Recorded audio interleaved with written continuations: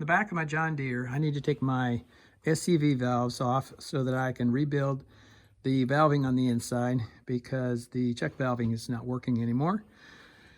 And I went through the process of removing the bolts off of this cover plate, and I take that off and I'm left with 3 bolts that are there. And once I do that, and I have disconnected the electrical up here so that there's nothing hindering it from coming off, I've also removed the hose connections underneath here, the drains. And when I slide it over here all the way, and my 3-point is as low as it can go, then I can't get it off.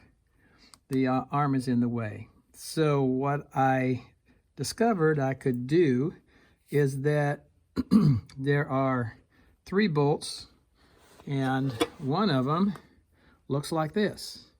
It is threaded on the inside and it's threaded on the outside.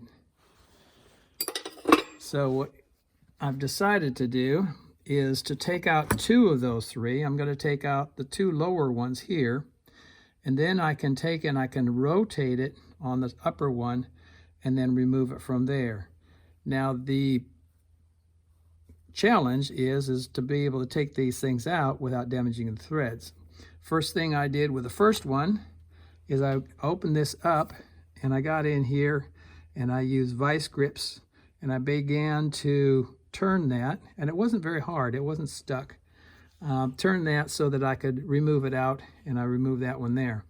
The next one I'm going to do is going to be a little bit different now that I've figured out that it's not that hard and it's not complex, is that once you take this cover plate off, there's enough space in here, you can put 2 nuts on here. You can tighten them up, jam them together, and then you should be able to unscrew it from there and then remove it in that way. That's what I'm going to do on the next one. And here we go. I have the 2 nuts jammed together, and sure enough, if I take it and I turn it, the bolt is coming out. I'm going to do that for the rest of the way. And there we go, just like planned.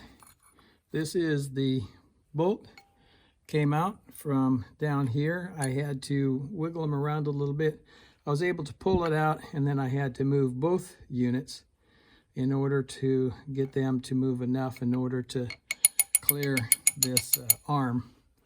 Now that I have that done, I should be able to take this thing this way, and it should be rotating on the top